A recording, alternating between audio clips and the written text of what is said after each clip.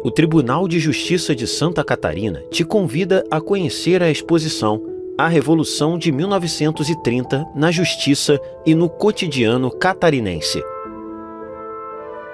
Estamos de frente para o painel que introduz a exposição. Ele ocupa uma grande janela de vidro, tem fundo preto e letras brancas. No alto, uma pincelada vermelha que remete a todo o sangue derramado no conflito.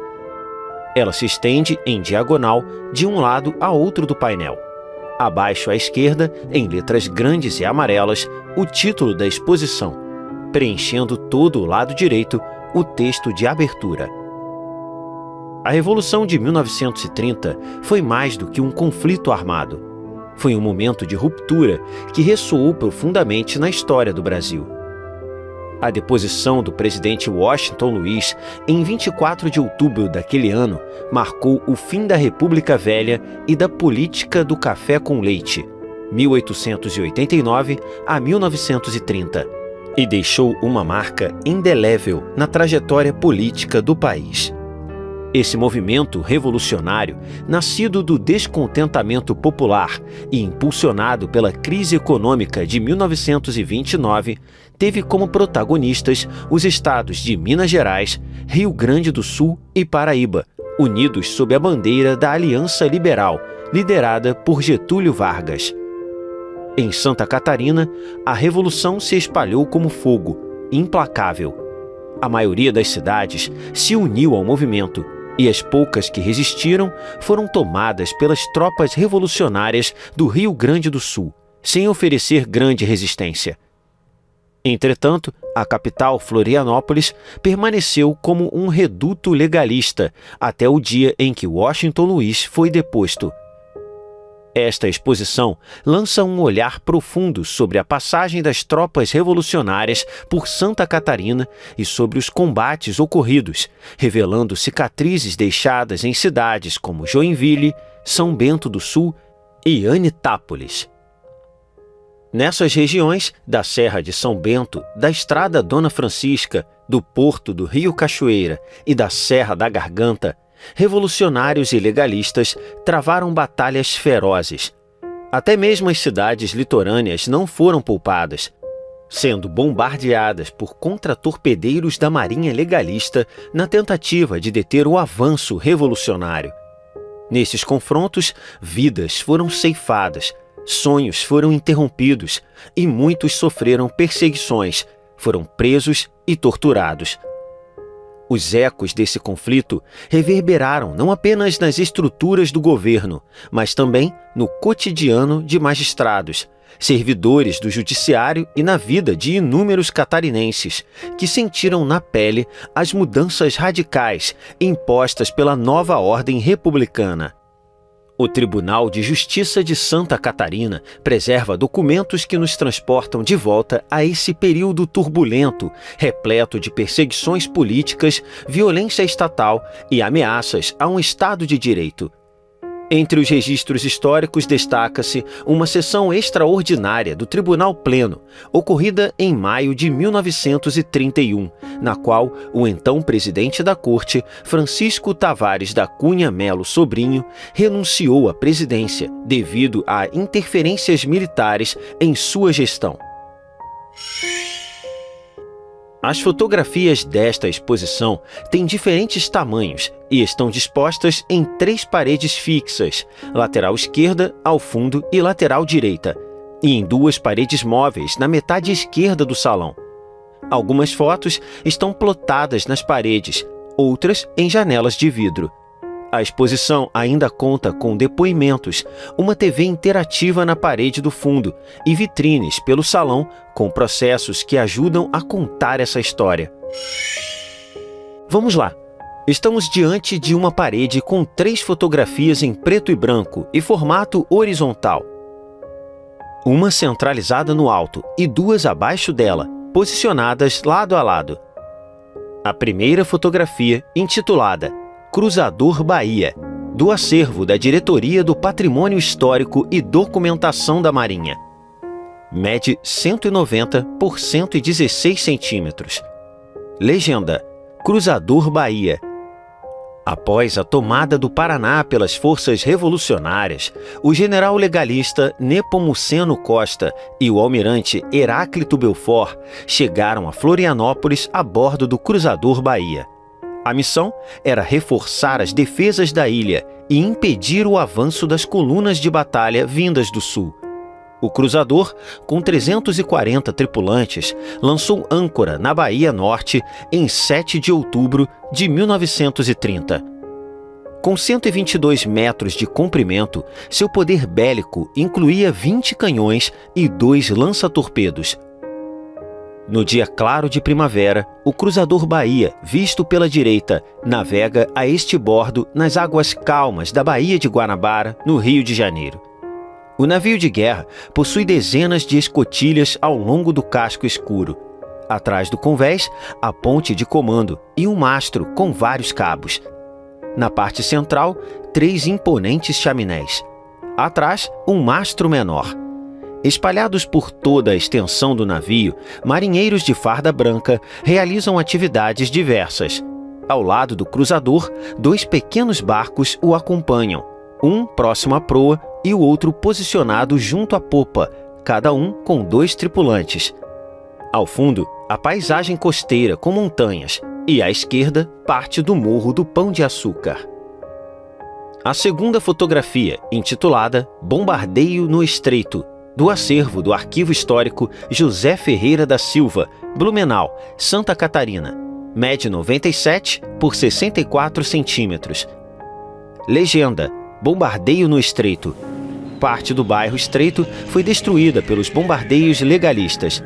Nessa área, que abrigava importantes matadouros de gado e locais de hospedagem para viajantes, os revolucionários estavam acampados, aguardando ordens para invadir a capital do estado. Ao fundo da imagem, vê-se a ponte Hercílio Luz, inaugurada poucos anos antes da Revolução, em 1926. Iluminados pela luz do dia, 6 garotos, em meio aos destroços de um bombardeio, olham desolados para a foto. 3 estão perfilados mais à frente, à esquerda. Do outro lado, ao fundo, os demais lado a lado. Eles usam casacos e bermudas. 5 deles têm as cabeças cobertas por boinas e toucas.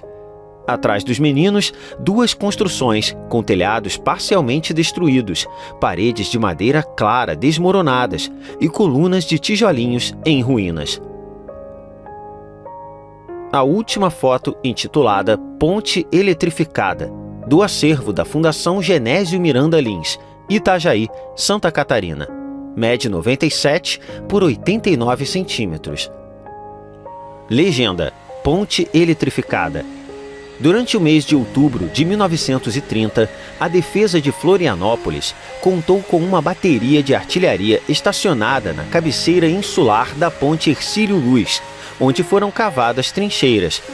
A ponte foi eletrificada e teve 30 metros de seu assoalho removidos para impedir a passagem. Sob um céu límpido, um grupo de 18 homens sobre a ponte Hercílio Luz. 14 deles estão em pé e 2 em cima da carroceria de um pequeno caminhão. À frente, agachados, outros 2 homens retiram o assoalho da ponte. Todos usam chapéus, alguns trajam terno e outros sobretudos. A estrutura da ponte é composta por vigas de metal com padrões triangulares, chamados de treliças, que vão da base até o alto. Ao fundo, paisagem montanhosa. Siga em frente. Estamos em frente a uma grande janela. Nela, em letras pretas, um depoimento adesivado sobre o vidro. Uma lembrança que sempre me intrigou foi a do bloqueio naval da ilha no final da Revolução de 30, no mês de outubro. Foi um bloqueio naval bastante característico, com bombardeios, escassez de alimentos e tudo mais. Os destroyers da Marinha da Guerra bombardearam com canhões os revolucionários acampados no continente, já praticamente vitoriosos, esperando apenas, estrategicamente, a queda do governo federal de Washington Luiz, no Rio, o que aconteceu pouco depois. Os gaúchos respondiam com metralhadoras porque não tinham artilharia. Uma diversão para a juventude menos responsável. toda ela evidentemente favorável à Revolução, como é normal nos jovens. Tivemos dificuldades com a alimentação, escasseavam o leite, arroz, feijão, ovos. Em minha casa, passamos alguns dias comendo tainha salgada, o único alimento abundante na ilha. Depoimento de Domar Campos, economista, jornalista e ex-professor de Economia Política do Instituto Superior de Estudos Brasileiros, ISEB, publicado na revista GeoSul, volume 14, número 28, em 1999. Siga adiante. Chegamos ao painel que exibe a capa do jornal O Estado, de 25 de outubro de 1930, cedido pela Hemeroteca Digital Catarinense, medindo 123 por 185 centímetros. Legenda: a entrada das forças revolucionárias em Florianópolis. No dia 24 de outubro, a notícia da deposição de Washington Luiz chegou a Florianópolis, marcando o fim da resistência. Às 20 horas, uma bandeira branca foi hasteada sobre a ponte Hercílio Luz, sinalizando a rendição. No dia seguinte, o jornal O Estado noticiou a entrada das forças revolucionárias e as manifestações populares na capital. No alto da capa do jornal O Estado, datada de 25 de outubro de 1930, a manchete: a entrada das forças revolucionárias em Florianópolis. Abaixo, o subtítulo: Extraordinárias manifestações populares. Em destaque, centralizado na página, em meio às 6 colunas de texto, um quadro intitulado Ao Povo Catarinense, com uma carta assinada pelo general Ptolomeu de Assis Brasil, que diz: incumbido por ordem superior de assumir o governo civil e militar do estado de Santa Catarina, venho assegurar perante o nobre povo catarinense os propósitos e os fins superiores da Revolução, realizada para que se cumpram integralmente os altos princípios em que ela se plasmou, cresceu e desabrochou vitoriosamente. O grande espetáculo a que assististes desta nacional arrancada patriótica não terá termo senão a mais perfeita coroação do direito entronizado pela força.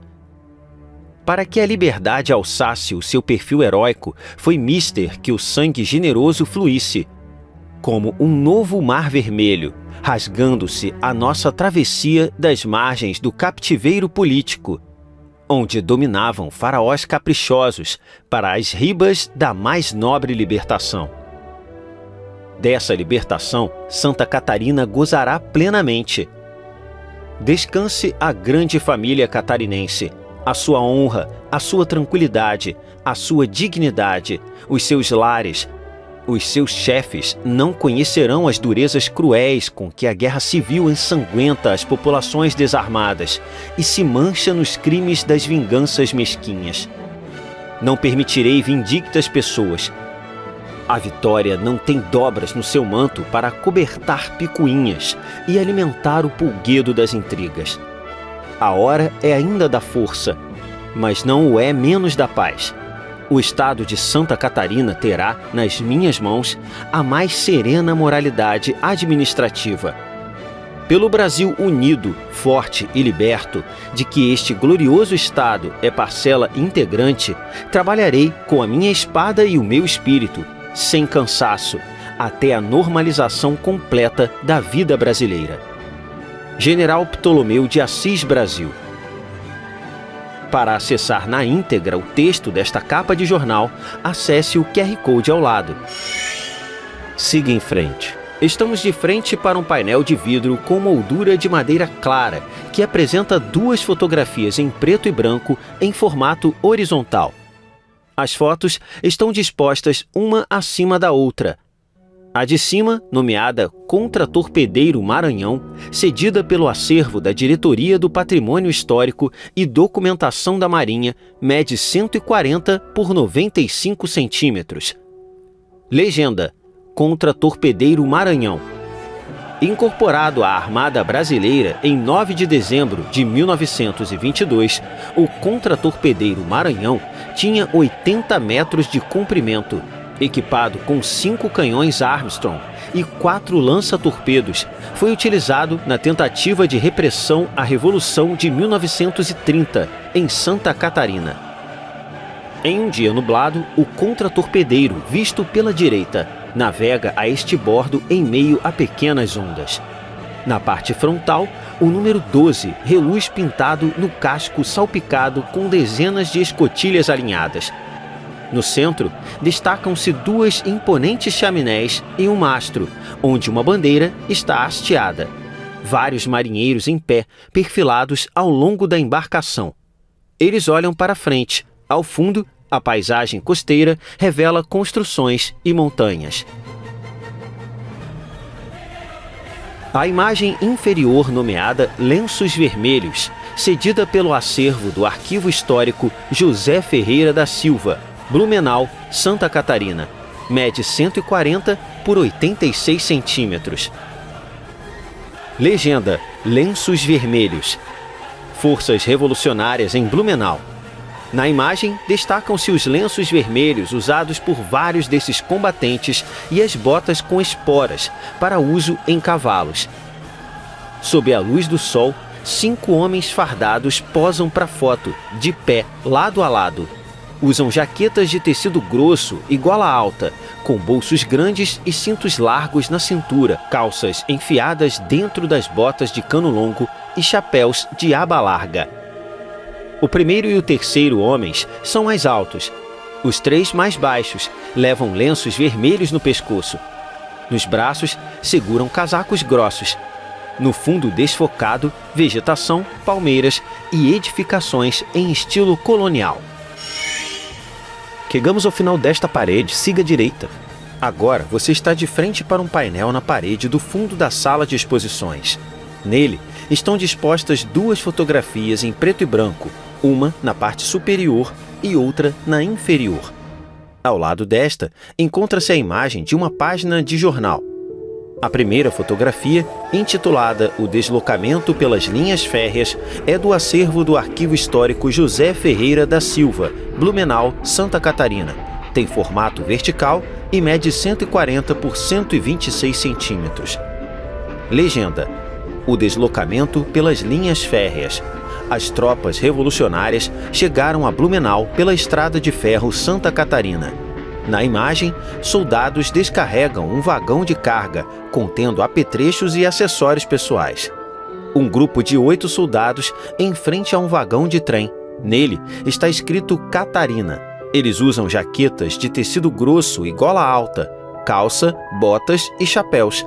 Em destaque à esquerda, um deles carrega um fuzil pendurado no ombro direito e um cobertor enrolado debaixo do outro braço. No canto direito, apenas o braço de um dos revolucionários. Ao lado, algumas malas com cobertores dobrados em cima. Ao fundo, alguns soldados descarregam o trem. A segunda fotografia, intitulada Mortes em Combate, também cedida pelo acervo do Arquivo Histórico José Ferreira da Silva, Blumenau, Santa Catarina, tem formato horizontal e mede 101 por 55 centímetros. Legenda: Mortes em Combate. Em 9 de outubro, Joinville foi cenário de um combate crucial entre tropas legalistas e revolucionárias. O confronto resultou na morte de 5 combatentes e deixou outros 8 feridos. A imagem registra os corpos que permaneceram no local após a batalha. Num dia nublado e triste, os corpos de 2 combatentes mortos são vistos no chão, cobertos com um tecido escuro, um em primeiro plano à direita e o outro à esquerda, mais afastado. As pessoas ao redor, espalhadas pelo lugar, observam. É um espaço externo, amplo e aberto. Entre elas, há homens, mulheres e crianças.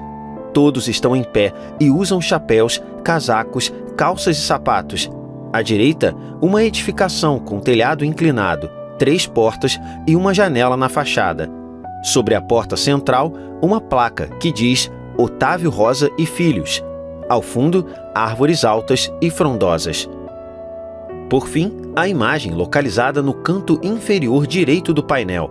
traz uma página do jornal Correio do Povo, cedido pela Hemeroteca Digital Catarinense. Tem formato vertical e mede 33 por 53 centímetros. Legenda: Diário da Revolução.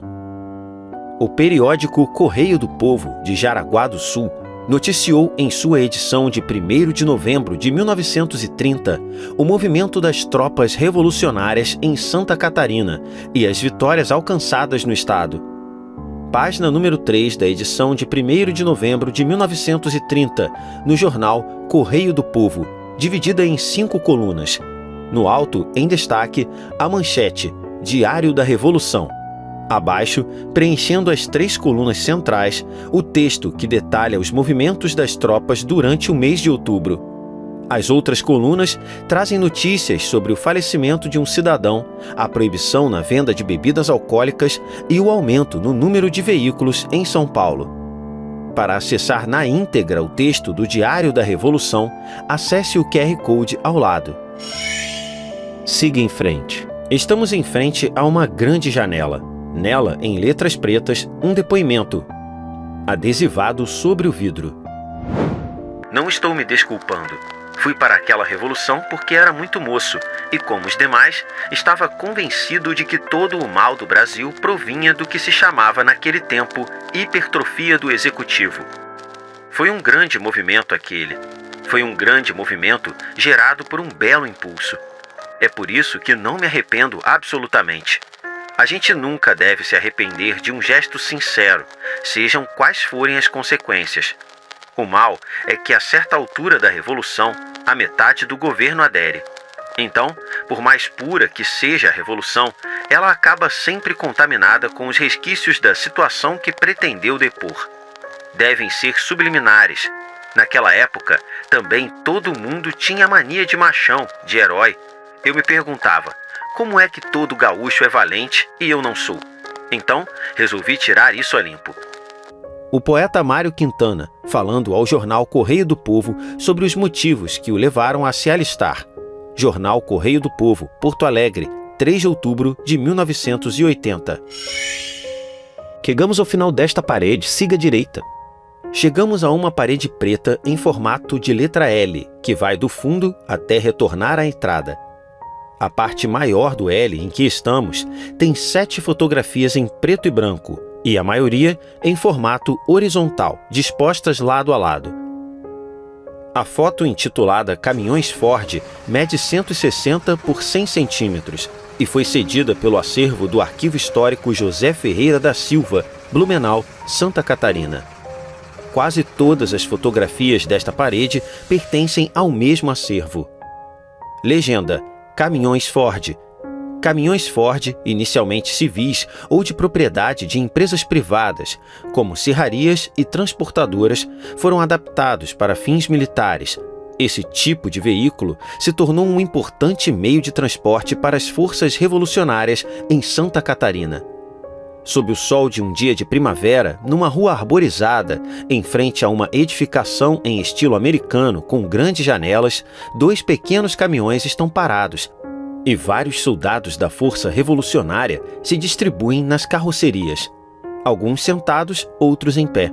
Trajam vestimentas diversas, chapéus, sobretudo, casacos, calças e botas. Ao redor, outros combatentes. A foto, intitulada Blumenau, mede 160 por 100 centímetros e pertence ao acervo do Arquivo Histórico José Ferreira da Silva, Blumenau, Santa Catarina. Legenda: Blumenau. Nos arredores da antiga estação ferroviária de Blumenau, onde hoje está localizada a prefeitura, as tropas revolucionárias montaram acampamento. Segundo o recenseamento de 1º de setembro de 1920, Blumenau era a maior cidade do estado, com 72 mil habitantes, enquanto Joinville contava cerca de 43 mil e Florianópolis 42 mil. Num dia claro de sol, uma multidão se aglomera na estação ferroviária. Algumas pessoas tentam se proteger do calor embaixo de guarda-sóis. Em meio aos civis, homens, mulheres e crianças, um grupo de soldados armados com fuzis. Em primeiro plano, alguns revolucionários descansam sentados sobre as bagagens. À esquerda, carros com carrocerias utilizados como meio de transporte das forças revolucionárias. À direita, um trem, com locomotiva e 3 vagões. Ao fundo, destaca-se um edifício de 2 pavimentos, que pertence à estação de trem. Na janela do segundo pavimento, um homem observa a multidão. A fotografia, intitulada Os Revolucionários, mede 120 por 100 centímetros e foi cedida pelo acervo do Arquivo Histórico José Ferreira da Silva, Blumenau, Santa Catarina. Legenda: Os Revolucionários. Tropa revolucionária na estação ferroviária de Blumenau, outubro de 1930. Diversos grupos de revolucionários, organizados em colunas ou destacamentos, espalhavam-se por Santa Catarina, vindos do Rio Grande do Sul. Seu objetivo era unir forças para marchar rumo a São Paulo, contribuindo para a derrubada do governo de Washington Luiz. Num cenário urbano, sob céu claro, 8 soldados armados sobre os trilhos da linha férrea. Eles posam para foto com os fuzis ao lado do corpo, apontados para baixo. Apenas um encontra-se agachado no centro, à frente dos demais. Todos usam chapéus e uniformes semelhantes, da mesma unidade militar. Apresentam expressões sérias e aparentam estar cansados. Atrás deles, dezenas de pessoas. Ao fundo, árvores e edificações. A fotografia a seguir se chama A Tomada da Capital. Ela está no formato vertical e mede 70 por 100 centímetros e faz parte do acervo do Arquivo Histórico José Ferreira da Silva, Blumenau, Santa Catarina. Legenda: A Tomada da Capital. Em 25 de outubro de 1930, as forças revolucionárias entraram na capital, Florianópolis, passando em frente ao Palácio do Governo na Praça 15 de Novembro. Em dia claro, uma grande multidão vista pelas costas comemora em frente ao Palácio do Governo na Praça 15 de Novembro. Muitos revolucionários estão com os fuzis erguidos no ar. Trajam vestimentas diversas, sobretudo casaco, calça. Alguns usam chapéu. Ao fundo, árvores com poucas folhas contrastam com a arquitetura dos prédios. Esta fotografia, intitulada Governo Provisório, mede 120 por 100 centímetros e pertence ao acervo do Arquivo Histórico José Ferreira da Silva, Blumenau, Santa Catarina. Legenda: Governo Provisório. Incapazes de ocupar a capital, os revolucionários estabeleceram em Blumenau, em 17 de outubro de 1930, um governo provisório para o estado de Santa Catarina. A fotografia registra 2 meios de transporte usados na Revolução: pequenos caminhões e trens. Outros meios também foram empregados, como cavalos, automóveis e embarcações. Num dia nublado, em uma rua movimentada, 2 pequenos caminhões lotados com homens amontoados na carroceria. Ao redor, por toda a rua, dezenas de revolucionários armados com fuzis. Eles usam chapéus, paletós e calças, visto na diagonal, um trem com um vagão aberto e 2 fechados. Ao fundo, mata com árvores altas. A fotografia a seguir, intitulada Acampamento Improvisados, foi cedida pelo acervo do Memorial Funerário Matias Haas, Blumenau, Santa Catarina, e mede 160 por 100 centímetros. Legenda: Acampamentos improvisados. Durante a Revolução, era comum que as tropas em deslocamento acampassem nas sedes de fazendas e outras propriedades rurais. Na imagem, registrada nos arredores de Blumenau, vê-se um desses acampamentos improvisados e, em segundo plano, uma família de moradores da região. Num espaço aberto, cercado por vegetação e palmeiras altas, um grupo de revolucionários usam chapéu, paletó, calça e botas. Estão espalhados pelo terreno, uns sentados, outros em pé. Ao redor, fuzis apoiados uns nos outros em formato de pirâmide. As roupas e mochilas se amontoam por cima das armas e pelo chão. Ao fundo, homens, mulheres e crianças observam os combatentes. A penúltima foto dessa parede, intitulada 32º Batalhão de Caçadores, mede 160 por 100 centímetros e pertence ao acervo do Arquivo Histórico José Ferreira da Silva, Blumenau, Santa Catarina. Legenda: 32º Batalhão de Caçadores. Sob chuva, parte da população de Blumenau saiu às ruas para receber o 32º Batalhão de Caçadores.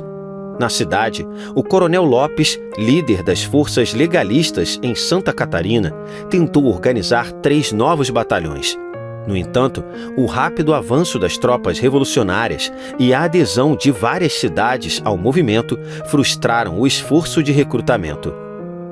No chuvoso 11 de abril de 1930, o 32º Batalhão de Caçadores, o Vanguardeiro, desfila pela Rua 15 de Novembro, principal via da cidade. A cavalaria, na dianteira, carrega bandeiras em frente a um palanque mais elevado, onde encontram-se várias autoridades, trajados de terno e militares de alta patente.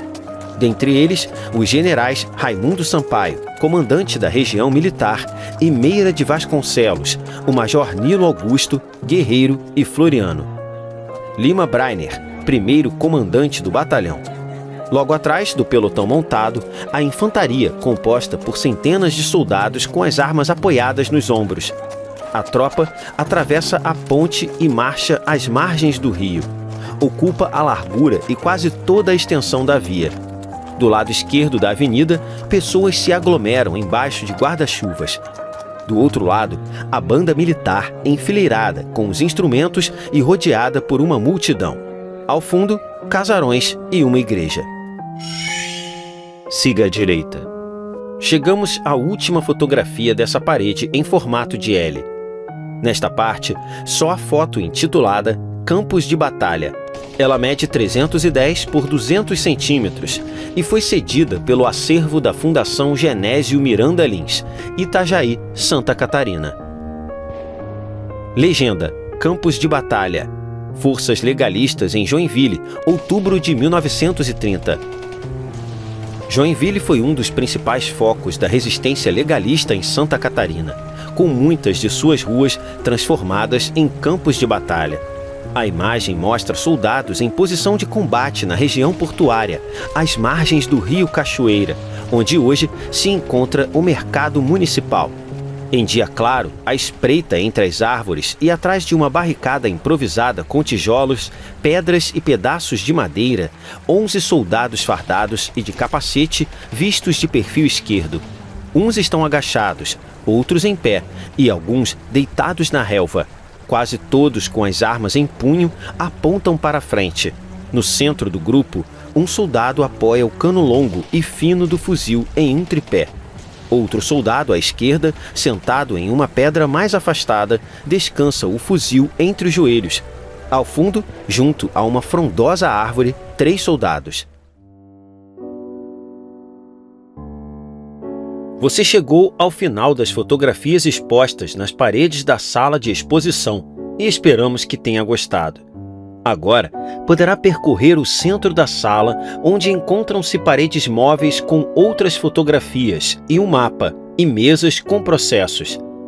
Também estão dispostos pelo salão alguns objetos que podem ser tocados por pessoas com deficiência visual, com a supervisão da equipe do museu. Audiodescrição realizada pela Acesso 1 Comunicação Acessível. Roteiro: Lucas Escamilha e Daniel Teixeira. Consultoria: Dolores Afonso. Narração: Dom Vitor. Edição de áudio: Lucas Escamilha e Edson Biral.